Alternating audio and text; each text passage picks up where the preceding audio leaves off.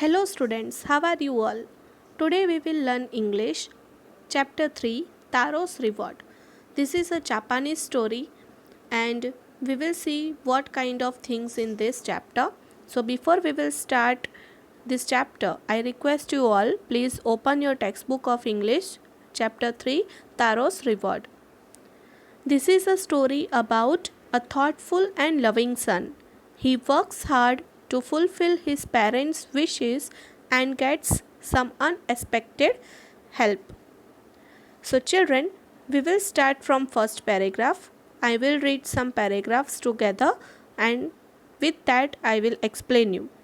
So first paragraph, please pay attention and if it is possible please put your finger as I am reading this chapter. A young woodcutter named Taro lived with his mother and father on a lonely hillside. All day long he chopped wood in the forest. Though he worked very hard, he earned very little money. This made him sad, for he was a thoughtful son and wanted to give his old parents everything they needed. So from this here in this paragraph, Taro, it is said Taro was a young woodcutter. He lived with his parents on a lonely hillside. Though he worked very hard and he earned very little money. So the family was very poor. We will see the next paragraph. Here before we will see the next paragraph, here you can see in the picture on the screen. In the textbook also you can get the picture that Taro have lived with his old parents. Now we will see paragraph 2 and 3 together. First I will read. One evening when Taro and his parents were sitting in a corner of their hut, a strong wind began to blow. It whistled through the cracks of the hut and everyone felt very cold. Suddenly Taro's father said, I wish I had a cup of sake. It would warm me and do my old heart good. This made Taro sadder than ever, for the heart-warming drink called sake was very expensive. How do I earn more money? He asked himself. How do I get a little sake for my poor old father? He decided to work harder than before. So here, one evening, Taro and his parents were sitting in their hut. A cold, strong wind. Taro's father wished that he had a cup of sake to warm him.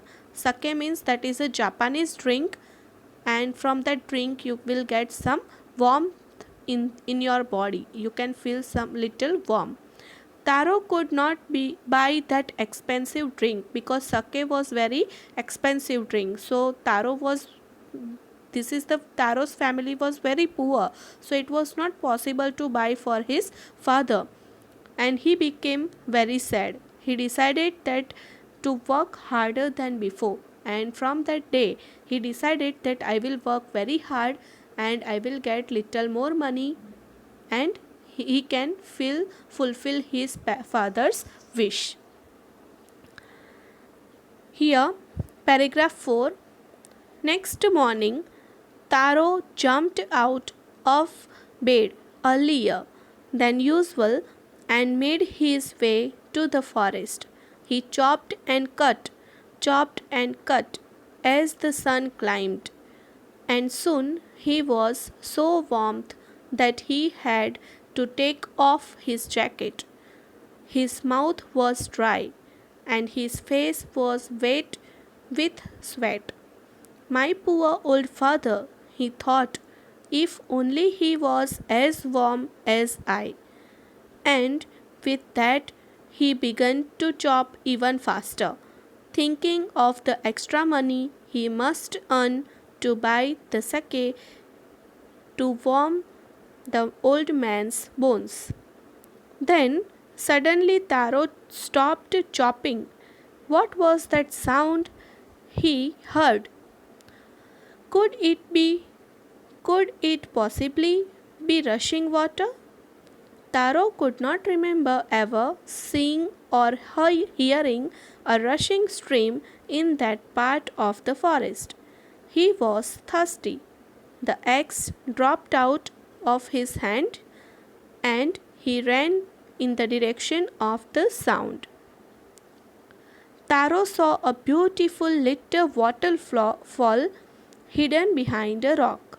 Kneeling at a place where the water flowed quietly, he chopped a little in his he cupped a little in his hands and put it to his lips. Was it water or was it sake? He tasted it again and always it was the delicious sake instead of cold water. So, children, here from paragraph 4, 5, and 6, it is said, next morning he went to the forest very early. He felt tired working by noon. His mouth was dry, he felt thirsty, but suddenly but he was thinking about his old father, that he was thinking, I have to fulfill my old father's wish, and he was going to work continuously. But suddenly he heard the sound of rushing water. He had never seen a stream there before.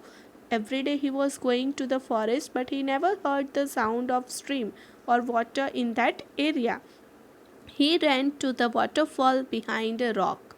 He put the water to his lips and it tasted like sake. He was very surprised that I have never heard any this kind of water sound in this area, and when he went in the direction of this waterfall area, he saw a waterfall from behind the rock and he tasted that water, but he was thinking that it is not the water, it was the delicious sake. Now, what will happen? See. Paragraph 7. Taro quickly filled the pitcher he had with him and hurried home. The old man was delighted with the sake. After, here you can see the picture. Only one swallow of the liquid, he stopped shivering and did a little dance in the middle of the floor. That afternoon, a neighbor stopped by for a visit. Taro's father politely offered her a cup of the sake. The lady drank it greedily and thanked the old man. Then Taro told her the story of the magic waterfall. Thanking them for the delicious drink, she left in a hurry. By nightfall, she had spread the story throughout the whole village. Now, here see what happened when Taro got this waterfall, and he was thinking that from this water, this is not a simple water, but it is tasted sake, and he took the sake at home. So, Taro quickly filled his pitcher with that water. At home, the old father found the liquid tasty as well as heart-warming. He began to dance, and his father stopped shivering after drinking this sake, and he started to dance. That noon, their neighbor stopped there to visit them, and simply Taro's father offered a cup of sake to that old lady and also told her the story of the magic waterfall. Means Taro said that like this I got a magic waterfall, and from that waterfall I brought this sake. She spread the news in the whole village. So by evening, by nightfall, she spread this news that Taro got sake from the waterfall. This news she spread in the whole village. Paragraph 9. That evening there was a long procession of visitors to the woodcutter's house. Each man heard the story of the waterfall and took a sip of sake. In less than an hour, the pitcher was empty. Next morning, Taro started for work even earlier than the morning before. He carried them with him, the largest pitcher he owned, for he intended first of all to go to the waterfall. When he reached it, he found to his great surprise all his neighbors there. They were carrying pitchers, jars, buckets, anything they could find to hold the magic sake. Then one villager knelt and held his mouth under the waterfall to drink. He drank again and again and then shouted angrily, "Water! Nothing but water!" Others also tried, but there was no sake, only cold water. Here you can see the picture also. "We have been tricked," shouted the villagers. "Where is Taro? Let us drown him in this waterfall." But Taro had been wise enough to slip behind a rock when he saw how things were going. He was nowhere to be found. Here, so many villagers took a sip of sake, and next morning, when Taro went in the forest earlier before the day, so Taro took a bigger pitcher to take the water like a sake, and when he went to the forest, it was surprised that next morning the neighbors or the villagers went to the waterfall with jars and pitchers, buckets, whatever they can carry. But they were disappointed. Why? Because when they have tasted the water, it is like ordinary cold water. They cursed Taro and looked for him to punish him. Means all the villagers, when they went to the waterfall, they tasted as a simple normal cold water. They did not taste like sake. So they all were become very angry because they thought that Taro make us foolish, and they wanted to punish Taro, but Taro was very smart and he hid himself behind the rock and he saved. Paragraph 12. Muttering their anger and disappointment, the villagers left the place one by one. Taro came out from his hiding place. Was it true? He wondered. Was the sake a dream? Once more he caught a little liquid in his hand and put it to his lips. It was the same fine sake. To the thoughtful son, the magic waterfall gave the delicious sake. To everyone else, it gave only cold water. So here, when all went out from that from that water stream, this Taro was thinking that really it was the dream that I got sake from this same water.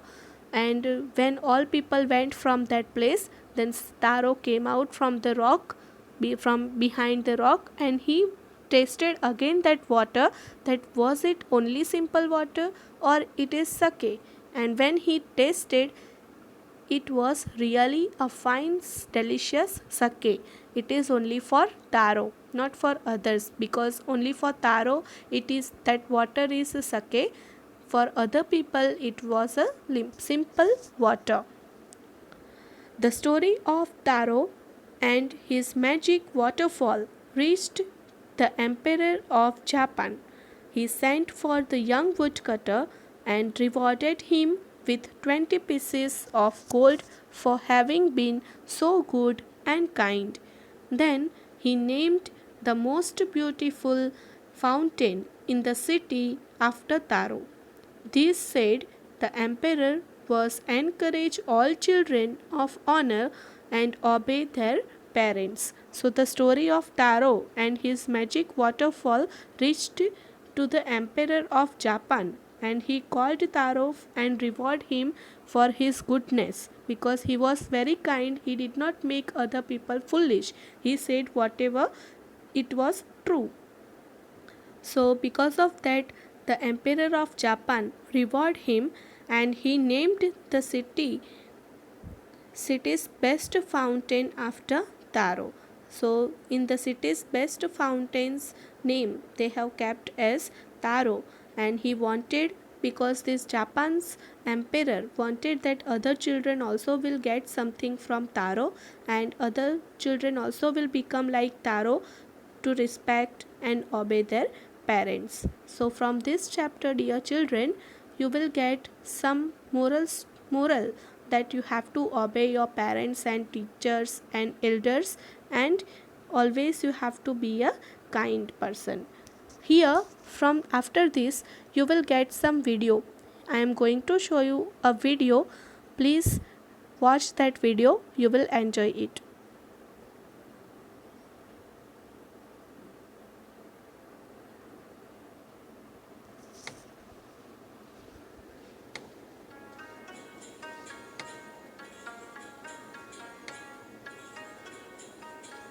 A young woodcutter named Taro lived with his mother and father on a lonely hillside.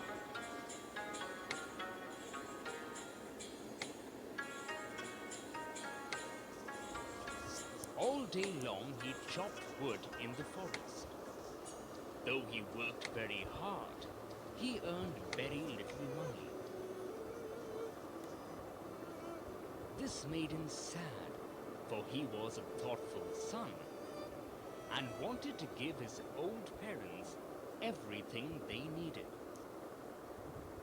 One evening, when Taro and his parents were sitting in a corner of their hut, a strong wind began to blow. It whistled through the cracks of the hut, and everyone felt very cold.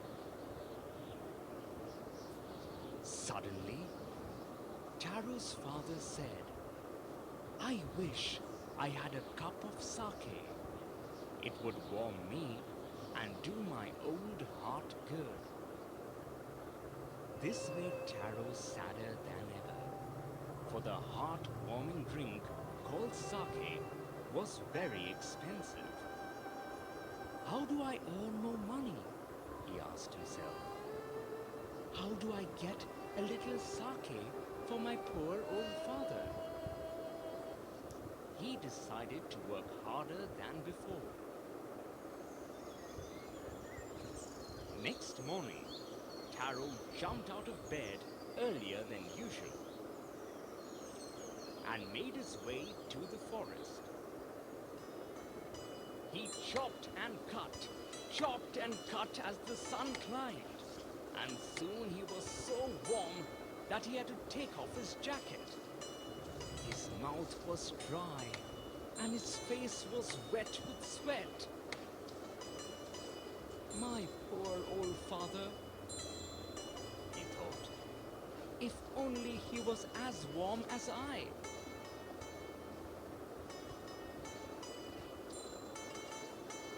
And with that, he began to chop even faster, thinking of the extra money he must earn to buy the sake to warm the old man's bones. Then suddenly, Taro stopped chopping. What was that sound he heard? Could it possibly be rushing water? Taro could not remember ever seeing or hearing a rushing stream in that part of the forest. He was thirsty. The axe dropped out of his hands and he ran in the direction of the sound.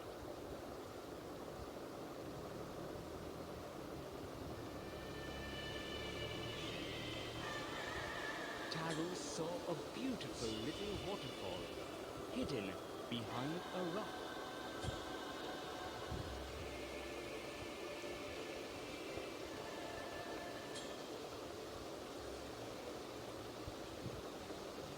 Kneeling at a place where the water flowed quietly, he cupped a little in his hand and put it to his lips. Was it water? Or was it sake. He tasted it again and again, and always it was the delicious sake instead of cold water. Taro quickly filled the pitcher he had with him and hurried home. The old man was delighted with the sake. After only one swallow of the liquid, he stopped shivering and did a little dance in the middle of the floor. That afternoon, a neighbor stopped by for a visit.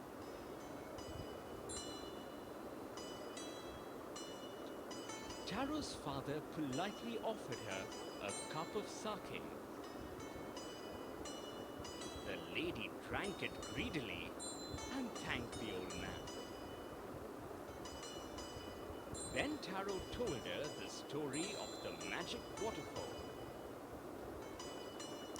Thanking them for the delicious drink, she left in a hurry. By nightfall, she had spread the story throughout the whole village. That evening, there was a long procession of visitors to the woodcutter's house. Each man heard the story of the waterfall and took a sip of the sake. In less than an hour, the pitcher was empty.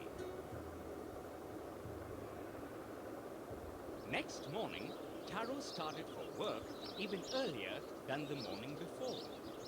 He carried with him the largest pitcher he owned, for he intended first of all to go to the waterfall. When he reached it, he found to his great surprise all his neighbors there. They were carrying pitchers, jars, buckets, anything they could find to hold the magic sake. Then one villager knelt and held his mouth under the waterfall to drink. He drank again and then shouted angrily, "Water! Nothing but water!" Others also tried, but there was no sake, only cold water. "We have been tricked!" shouted the villagers. "Where is Taro? Let us drown him in this waterfall." But Taro had been wise enough to slip behind a rock when he saw how things were going. He was nowhere to be found. Muttering their anger and disappointment, the villagers left the place one by one. Taro came out from his hiding place. Was it true? He wondered. Was the sake a dream? Once more, he caught a little liquid in his hand and put it to his lips. It was the same fine sake. To the thoughtful son, the magic waterfall gave the delicious sake. To everyone else, it gave only cold water. The story of Taro and his magic waterfall reached the Emperor of Japan. He sent for the young woodcutter and rewarded him with 20 pieces of gold for having been so good and kind. Then he named the most beautiful fountain in the city after Taro. This, said the emperor, was to encourage all children to honor and obey their parents.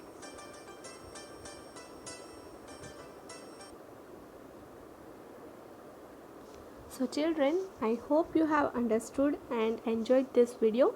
Now we will discuss meanings. Chopped, meaning cut into pieces. Cracks, narrow gaps or opening.